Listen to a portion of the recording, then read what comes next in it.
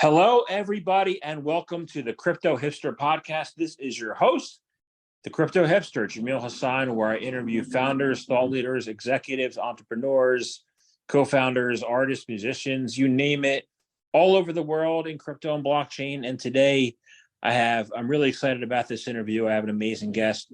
His name is Nishchal Gaba. He's the Chief Executive Officer of Decentralized Wealth Management Protocol, DefiEdge. Nishchal, welcome. Yeah, thank you. I'm really glad to be here. Happy to have you. It's always a pleasure and an honor to have amazing guests. So I'm lucky that way. Let's kick it off, and I'll ask you the first question. Is what is your background, and is it a logical background for what you're doing now? Yeah, so I come from a very interesting background. Actually, I'm a mix of AI, ML, and blockchain. I did my master's from University of Edinburgh in artificial intelligence. Did a lot of work in computer vision, research and quantization, worked with a lot of multiple corporates, and then introduced to blockchain 2 years back, actually, where I worked for a firm for risk assessment on blockchain itself. And it was a boom for me because UniSwap came, and UniSwap V3 I think is a blend of AI and blockchain itself because you recommend things. I think it was. They were just waiting for me to come to blockchain to launch, actually. That was the first protocol I read about.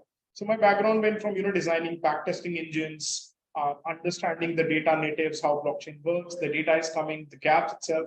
And then I started working as marketing head in DefiEdge, where I tried to analyze from a product's perspective also, that how tech is good, data is good, but how a product can be formed, what user needs, what's the DeFi, what's the future. I think it all made logical sense to me. It's just a path chosen for me, I would say. But it's been a great fun to do AI and blockchain hand to hand and understand how that can be formed, shape the future of people. Awesome. So let's get into what DefiEdge is all about, and how do you create a scalable layer over the UniSwap 3 protocol? Yeah, so basically DefiEdge is an asset management protocol built on top of concentrated DEXs. We are focusing on UniSwap V3 only earlier. So what happens is when you go for concentrated DEXs, right, the term is very cool, that your capital is much efficient, you get more money, you get liquidity depth. But how does a user understand? What are the additional features that might be needed for advanced management? For example, triggering a limit order if a price hits a certain range, and how you crunch the numbers for the management to be good. And is there a way, somebody who knows the numbers, you can safely invest the money in and just give them a cut of your profit? If all of those questions came to your mind as well, that's what we thought while we were building this. So that's how DefiEdge builds a scaling layer on top of it. One, DefiEdge is one of the only protocols that is permissionless. So today you can go and create your own strategy, and if the numbers look good, you can start promoting to people about your strategy as well. There is verification, and then you can have multiple ranges as in multiple positions within a single strategy. Usually on Uniswap, you create one and you get an NFT. In here, you can do that. And you get an ERC20, which means it's composable a lot of places. You can do staking, you can do other things built on top of it as well. So that's where DefiEdge comes in on top as a scalable layer. And now we are expanding to more DEXs and more chains. So it's the best of the both worlds. The technology is abstracted from the user. He just enjoys the benefits, and we take care of the complexities. Something I noticed recently, and you said strategy. So, in the years I've been in crypto, I've had strategies. I've had DeFi strategy. I've had an AI crypto strategy. And apparently right now, in the past 2 weeks, what's started up is a lot of people have created a meme coin strategy. And you can only find those meme coins on the UniSwap 3 protocol, right? So, how can you help people not just create a meme coin strategy or create strategies they never thought even existed? So basically, there is a little bit protection because it's permissionless, right? Anybody can come and create a strategy. We don't stop that, first of all. Even if it's a meme coin strategy, they can create that. But these strategies are public initially. What it means is because anybody can try to scam, right? Creating a strategy or a pump coin and then try to dump that. The best protection we have is the contract. Funds are safe, first of all. Anybody can take out the money anytime. The manager can only manipulate the price if he manipulates the pool itself. But now what happens, it's a private strategy. Only it is not visible on public dashboard. So he has to attract people for him for such strategies personally, which is not scalable at all, right? It's like I'm sending you a strategy. I can just may as well do it on Uniswap, right? Why take DefiEdge? So that's the case. And even if a new coin is there, we vet the team before making it public. We check their Twitter, we check the investors, we check the backers before even making a public a private coin public. And we actually go for vetting on a capital and see if it's not a rug pull as well. So these are, and also even if the strategy is public, we have checks in place. For example, slippage checks, swaps. You can't do 100 swaps a day in a strategy. You need permission for that, because we have tried to safeguard innocent people as much as we can, right? Otherwise, people will just show false numbers on the public dashboard and people will invest thinking it's a good number that is coming. So we've already put those in check. Got it. So in addition to being a money management platform, right? You could say that you also may be, and I want to find out about this, the status of the automatic market maker, right? From creating a strategy, and I'm a big enough whale that I can be, a market maker. Or so what are the current challenges in the AMMs today? Because I know there's been a lot of turnover since last year, and what's the status of that, and how do we move forward? So I think the status is quite positive. Actually, it's a growing field anyways, right? When UniSwap came back 2 years ago, their license were locked under the license. Now it's open.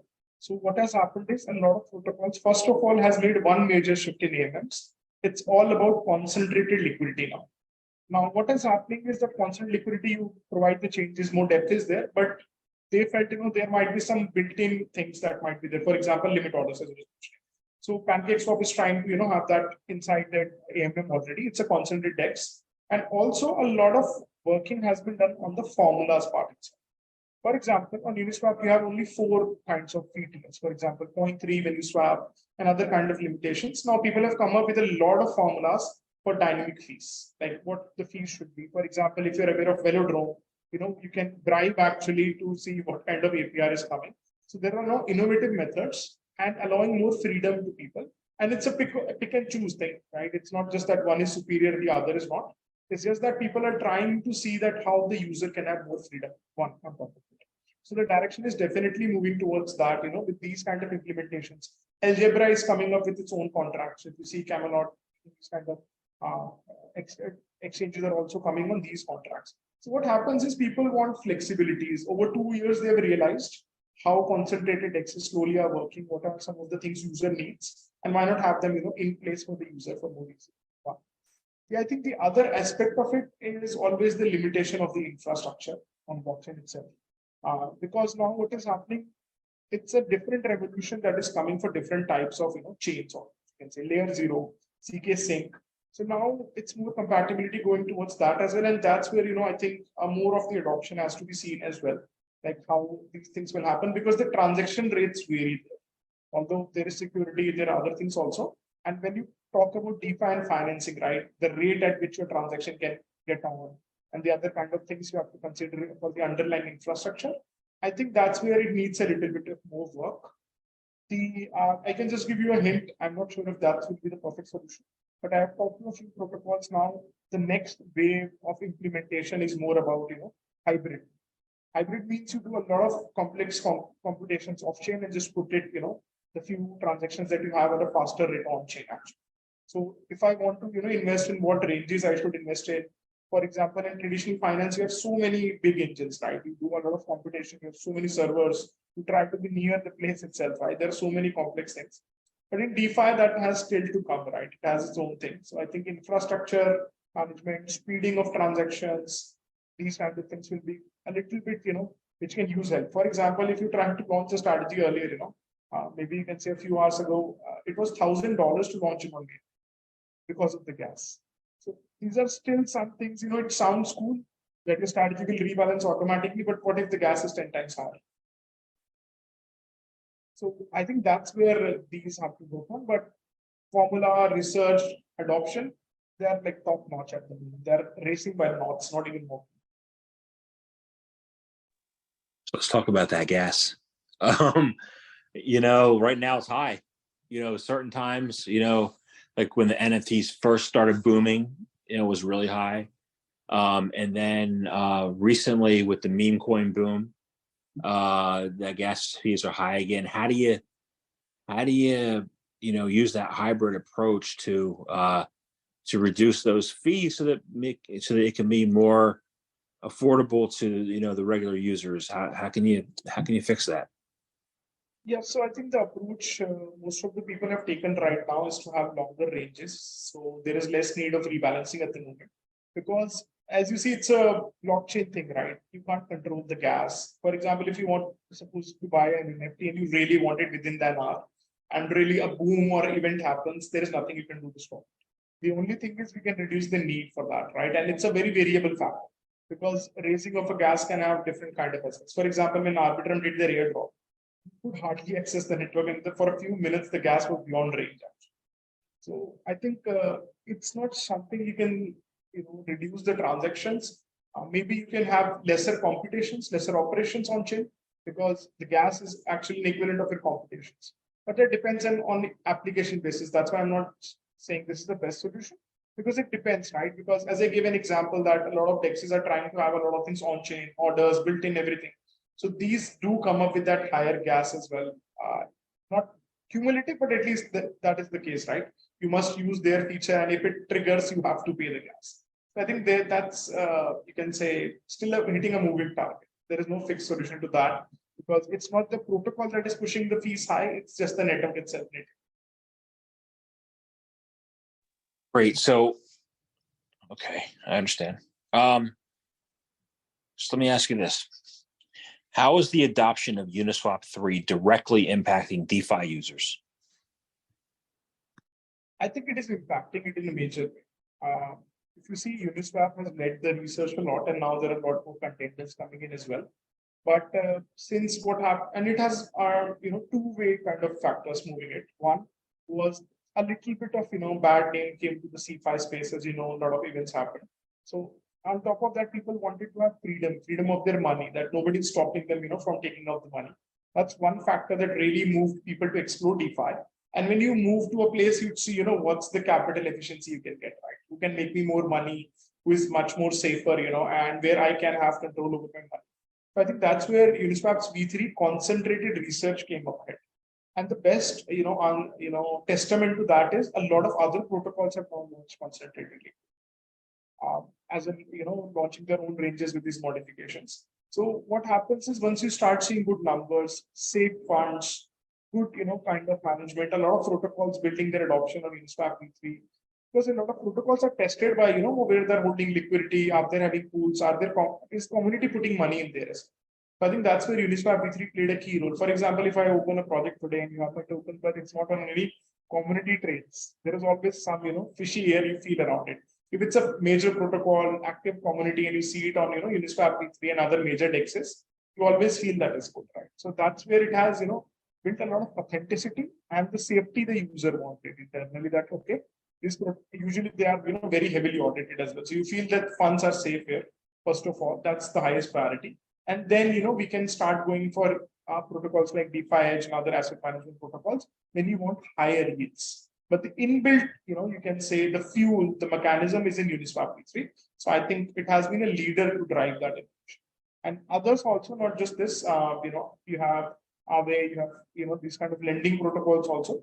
Now, what is going to happen, I think, is a lot of combination of these aspects, right? When you have tokens, for example, if you can borrow, stake, lend, have LM rewards running. So this is the kind of combination that is going to drive the whole space. But Uniswap definitely is one of the major contributors. I like the concept of freedom. I also like the concept of knowing what you're doing, right? And I want to find DefiEdge can help here. So if I go on, and I'll give you just a simple example. If I go on to say something like a DeFi, app like Crystal or something else, for example, and I type in a meme coin, let's say Pepe, because it's a hot one known right now. I type that in. I will see a list of like 20 different, options for Pepe, right? So I don't know which one it is.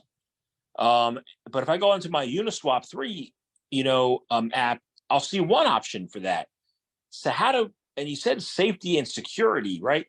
How can I be sure what I'm buying is the right Pepe coin? And how does DefiEdge help educate the consumers to purchase the right one as opposed to the 19 knockoffs? Yeah, so that's easy. What we do is UniSwap actually has a page via which people check the coin, for example. If you click on the particular coin, you get to a token information page itself, which tells you about the token credentials, the TVL it is having, and some important links that may be related to the coin. And that's how users verify that this is my coin, which I'm trying to invest in.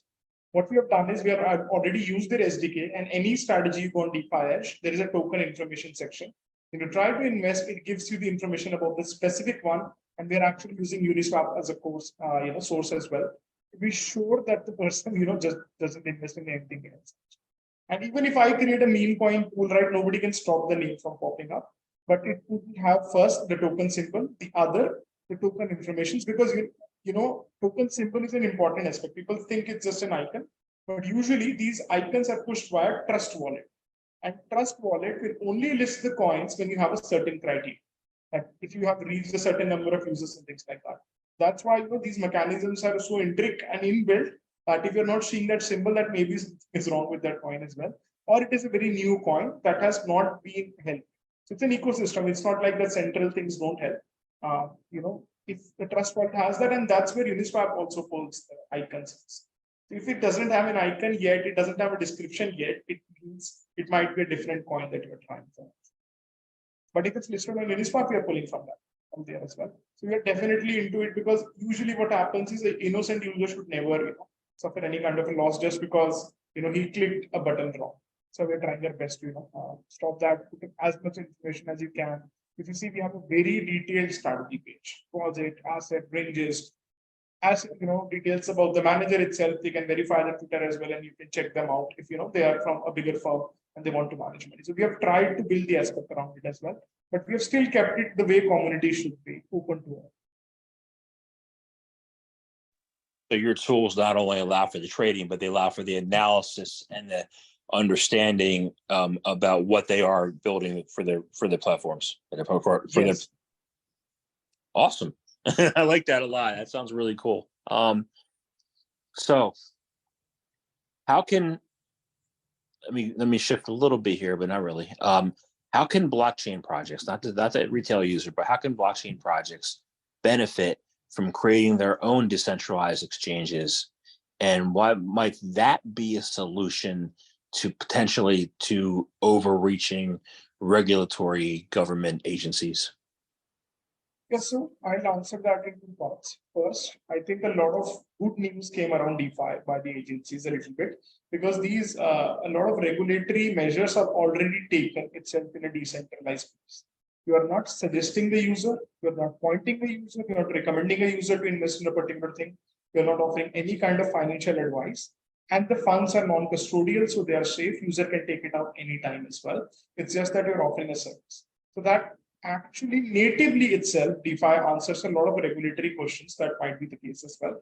And then, we have already added measures for information, analytics, terms and conditions, informatics, tooltips, a lot of things to help the user guide the process and try to safeguard him from anything, right?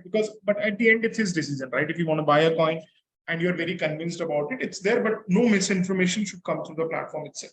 That's one thing. Now, how these projects, build the DeFi native projects can help from building these exchanges. One, because natively everybody wants to, have money investment and swap the coins itself. As part of the decentralized exchanges, as I said, a lot of freedom is needed, but there might be users who want long-term money, who has higher risk appetite. So there are different kind of things as well. Suppose you want to open your decentralized exchange tomorrow. If you can offer the users a little bit more freedom or a new mechanism, which is not usually available outside, right? There is always something missing. You can't just say, this is the perfect AMM, and then nobody should build on top of it anyways, right? This is not mature. And as the infrastructure changes, more, layers are coming. Cross-chain operability, for example, that's not something that's very up yet, right? If I just want to put in money in one exchange in Arbitrum and it's live, my contracts are live on Optimism as well, I should be very easily able to move the money within there, right? But usually bridges are taking the help of that. So there is a lot of work to be still done. So it definitely benefits one, but the protocols help, induce more transactions on a particular blockchain. For example, if I say, Binance, for example, Binance is very up on, how projects can contribute to the transactions. And that's naturally, good to measure the contribution that this protocol, for example, DefiEdge, is helping create these many transactions. First, if you create a DAO and a exchange, you contribute to a chain's ecosystem, because any token, for example, a gaming token, or you can say any kind of lending project, they do want that token management, right? They want people to be able to buy and sell their token at a very safe place. Plus, they want their own treasury management as well. And that's where these centralized exchanges are the biggest place, and the market is very huge. It's not just that UniSwap has all the liquidity in the world. It's a leader, but others are still rising up. QuickSwap is there, PancakeSwap P3 is there as well, and they offer their own kind of mechanisms. It's a user's choice which it chooses, right? At the end of the day, you can just offer them the offerings. Now, how they can benefit is via the protocol fees plus the adoption as well, which they can bring in, right? Protocol fees, for example, QuickSwap charges a very small fees, right? It can be very minute, but it still is good for them to have that kind of a thing. And for example, for a project like us, DefiEdge, when we do ALO, we charge approximately, you can say 10%. The number varies by each protocol, but we charge a fees of 10% on profit for treasury management. So public strategies are totally free. We don't charge any fees usually, 0% management, 0% performance. If somebody else is managing, they might charge a small amount, but how we can benefit from that now is the protocol who wanted a better treasury and returns, they get that. We help them to market. So they are, getting more. And the ecosystem of the decentralized exchange is helping that protocol maintain its liquidity there, right? So even if they charge a small fees, that's revenue. But otherwise, they still have a strong community of building. And whoever gets listed on that exchange can be benefited as a protocol. For example, as I said, if a protocol is not listed on UniSwap V3 or a major DEX, you start wondering which too central, right? Is there is a chance my liquidity gets stuck. So that's where they can benefit as well. But still, I think a lot of work needs to be done in the revenue side of things for a protocol. Like it's heavy investment, but the returns are still, in terms of protocol earning a little less. For example, UniSwap has 0 protocols. They don't have any protocol fees at all. So they are not making revenue, but they're still leading the ecosystem. And then they can have other kind of ecosystem partners also that can be benefited, right, from monitoring. I'm not very sure about the internal details, but I think it's more about making the community stable, and it's too early to judge just in terms of revenue. Because if you see, there is still a lot of maturity coming around DeFi. We are in the crypto space, so we think it's a thing. But if you just go to a trader and try to explain in UniSwap V3, then you will realize, what is the state. And we do that every day, right? Go to new people, try to explain them these things. So you still see that it's a long way to go, and we should focus more on adoption and the freedom and benefit to people right now. But I think in the long term, whoever is the leader will definitely have the first say on what revenue that comes. So I want to get into some of the challenges for institutions and retail, but before I do, I have to take a step back. You're in India, right? Yeah. So India, a lot of people may or may not know, has been, until I guess this past year or so, has really been the hotbed for crypto as far as regulatory issues. It's really been ground zero. It hasn't been the banks in the US, it's been India, right? So how have you guys handled those challenges? And now how are you set up so that, DeFi can flourish and move forward? And then I'll get into the other challenges. Yep. So I think India was one of the first to have so many regulatory introductions for sure. But the point was to stop money laundering. And if you see, the exchanges was making it a little difficult, but to prevent fraud was the first priority of the Indian government. So I think those changes have been received by a mixed reaction by the people, because for exchanges and others, they were happy who were in place, right? Because they were like, at least some guidelines have been set, because it was too gray earlier. When it is gray, right, you don't know what the law is, so you can't define what is right, what is wrong. It's a lot up to interpretation. So the good thing was there was some at least clarity about it, and India was recognizing that digital currency is something they want to look at least recognize it. Because the phase they started was a lot of countries were not even recognizing digital currency as an serious subject altogether. But they realized that they put that in paper, and when you put it on paper, you have to define some terms as well. So people were at least happy that it is some definition is there. The second, I think the challenges in structure was a little bit, think that people were more worried about decentralization in India, especially because they felt it is getting a little more centric. So it was a mixed reaction for people, especially, but I think exchanges were much happier that at least they have defined laws and they can operate within, strict laws and totally legal, totally safe to people now to promote at least one. And in terms of our operations, it doesn't affect us much. We are based out of Singapore actually, and we follow all of the regulations. And you can't say, if the world introduces regulations, you just can't shut crypto, right? Regulations are more around the safety of the users, and we are totally taking care of that as well. That's why we have gone for 6 audits. With ABDK, we have got for other people who are very experienced in the field as well. And ABDK are the same guys who audited UniSwap. So we have taken care a lot about security, so I think, and in terms of operation and adoption, we have not faced any regulations because the regulations that have come have been equal to the whole market, right? It's not protocol specific, and we just have to adapt till it gets, safe. Because as we may not like regulations a lot, but you see incidents have been there where lack of regulations have led to people losing money as well. So I always try to side with all of the people, right? If you ask someone who has lost money, he would say definitely there needs to be some, authority and things like that. So I think it's a still growing question that you definitely want freedom, but bad apples are also there, right? Like, what are you doing to stop them? So that's always a case of, I would say a personal perspective. Somebody who has lost money will want anything in terms of regulations. Somebody who's trying to scale more would want less of them. But I don't think it has affected us much because it has always been around, that you cannot promote, give personal advice to people, financial advice, these kind of things. And a DeFi naturally is, you can say permissionless protocol is naturally independent from it. We never come to, our platform and say, invest in this particular coin, it is pumping and things like that. If we avoid that, what's wrong? Like the problem comes when people go to groups trying to make a quick buck and then they see, a kind of major pump and down and nobody can stop that action. You must educate people, right? It's like traffic rules. If you don't follow the rules itself, the rules are there. There are so many fines as well, right? But if the people are like aware, we are not wanting to follow, there is nothing the government can do and stop in going their car and change. People must use their own discretion for their own safety.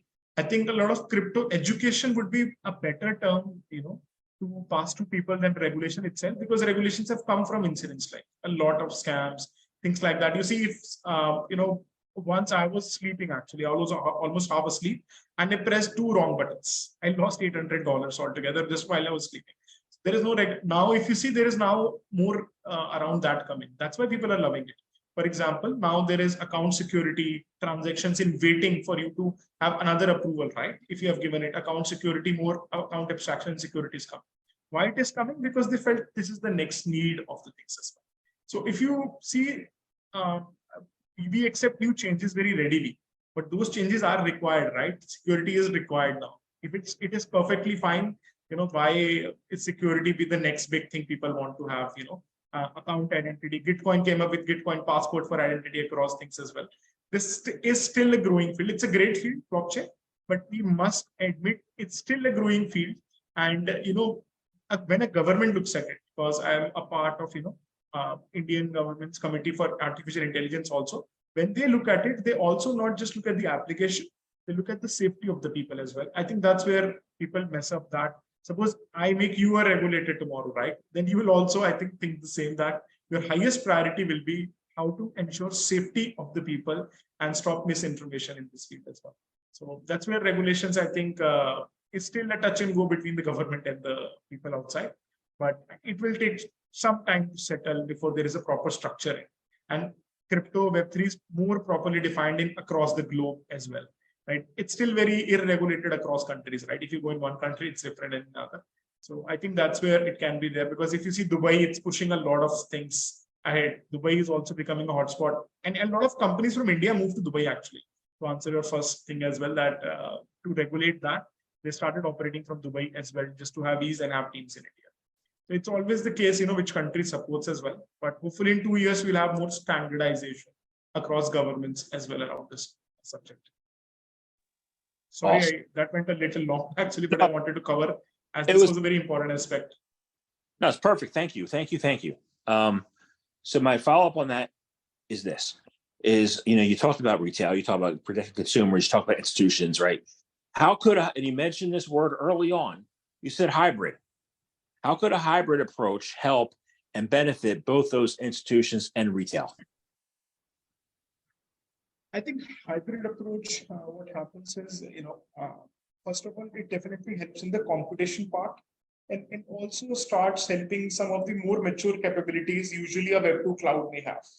So if you see a Web2 cloud capabilities are much faster, they are more compute, although a little centralized, but they are much more superior in terms of providing bigger applications. Whereas in blockchain, there is still a transaction mechanism, right? You have to pass through it, you have to wait, and there is a gas of computation altogether. That's the biggest thing, right? Gas is something everybody hears and understands, okay, I've burnt a lot of gas.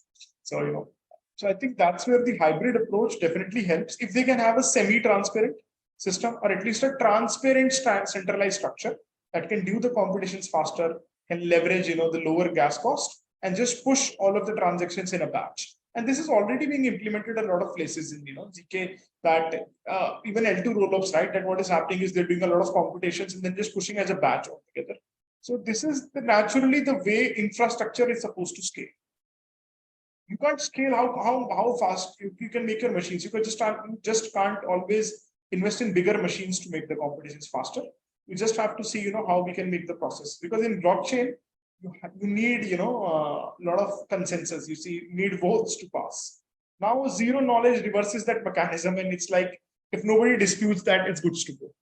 So you have to save on that gas a lot. And now there is not a lot built on that tech as well. That if it's perfect and we have a semi-proof, people can mine that proof altogether rather than just mining. For example, proof of stake versus proof of work, right? That's a natural example you can see in terms of competition. Mining was something burning the environment altogether. Proof of stake, it did help a lot as well. That okay, this person holds. So it's just I see hybrid more of like that approach. That yes, the competitions are going on, but why not push them a little bit off chain and have some transparent mechanism, and then just to save gas and speed up, just push them in a batch. How will you scale otherwise? Yeah. So you keep going back to that word gas, and something I noticed recently, right? Because I kind of got back into trading. I had done just accumulation, just to be a hodler for a year, right? Something I noticed was recently is there seems to be like more price slippage than ever before. How do we like that? To me, looks like a problem. Like, how do you solve that slippage issue in DeFi? How do you guys help with that? Yeah, so definitely there are two checks for that actually. First of all, we must understand slippage usually occurs in pools with less of liquidity depth. For example, if there is a lot of liquidity, for example, you say 1 million of liquidity in a USDC DAI pool, and you try to swap $100,000, it will still be good slippage, but it won't be that big slippage. But if suppose you are into a pool which only has 10K of liquidity and 1K of liquidity in your active range and you're trying to swap maybe $500, it is naturally going to have more liquidity on top. One is if there is less volume in the pool, very bad pricing, nobody is investing in that pool, then there is inherent slippage. Now, to prevent slippage for a user, what we are doing is we are using 1-inch router for us. What 1-inch does is that suppose there might be silos and other things, right? That UniSwap is not the only router you use. You can see where else is liquidity as well, and you can have swaps there altogether. And the second thing is you allow a user to set their slippage limit. Even UniSwap does that, right? When you do a trade, it tells you it has higher slippage. This is the estimated impact going to be. So if it's just because of some kind of a bad thing, it's definitely needed. I'll tell you why. Because if you go for a higher slippage, what will happen? You are vulnerable to an MEV attack. Definitely, vulnerable to that. If you say, maybe let me do 10%, my trade will go up. A person will see he's allowing 10% slippage. So maybe a bot can come, 9.5% price can be impacted. When you try to swap, because 10% is under the range, you lose a lot. So personally, on DeFi, there is a check. UniSwap also does a confirmation around that as well. But the best way is, to have a smaller slippage by a user also, and don't operate in pools where you have to, do a higher slippage. For example, 50% slippage. Don't do that kind of a thing. And that was the case if you see when Arbitrum token came, right? And we were trying to swap, it was like 50% slippage, 60% slippage. A user is very tempted, right? That okay, my price is my transaction will go through at least things like that. But usually what happens, the bots definitely get naturally active. Nobody has to wait for it. The bots naturally adapt your transaction if you have a higher slippage. That's definitely up to the user. We allow that mechanism already. But in certain cases, in emergency, if he wants a higher slippage, he can set that. But we definitely inform him about the risk as well. I think that's the best we can do. About it. For example, if a pool price is going badly down, you really want your money out, then we have to allow that after all of the information as well, right? That you can't just take out the plug altogether and force a user that we can't allow a trade. Got it. It makes sense. Thank you. So I want to thank you very much for your time today. This has been a great conversation. I love talking to you. I enjoyed it. I have one final question, and it's probably the easiest one. Is how can people find out more information about you, about DefiEdge, about what you guys do, become a customer, or how can they build with you? How can they do that? Yep. So I think you have asked that question at the most opportune time of the world. I'll tell you why. They can just go to our website, app.defiedge.io, and invest in there, see the numbers, and they can do that. And on defiedge.io, our website, they can find information about our Twitter, Discord, and more information in my box as well. Everything is listed. But why I say it's the most opportune moment, we are starting with OP-LM rewards on UniSwap tomorrow. So what is going to happen is we are airdropping, not airdropping, say LM rewards, 162,500 OP tokens for the next 3 months. That's approximately more than $3,000 based on the current price only, right? So we are going to drop that on good pools, and people will just come on DefiEdge, invest, earn fees, and stake their tokens to get this rewards. And I think it's going to be a frenzy out there for the next 3 months. So when they go on app.defiedge.io, definitely check us out. We are live on PancakeSwap. We are also having multiple chains: Ethereum, Polygon, Arbitrum, Binance, Optimism. But definitely go out, and if you're going tomorrow for this podcast, go for Optimism chain. You will find a lot of rewards running as well, and I think that will be a great thing. This is not a financial advice, disclaimer. I'm just saying this is a major event we have coming up, and you will love the first experience you have on DefiEdge if you just join that. Awesome. Thank you very much for your time today. Thank you. Thanks a lot. It's a pleasure. And I hope people, I try to impart the experience I've gained through you. And thank you so much for hosting such podcasts as well. It's always a pleasure. And, educating people about this is the best way I think that can be, and you're doing the best job. Awesome. Thank you.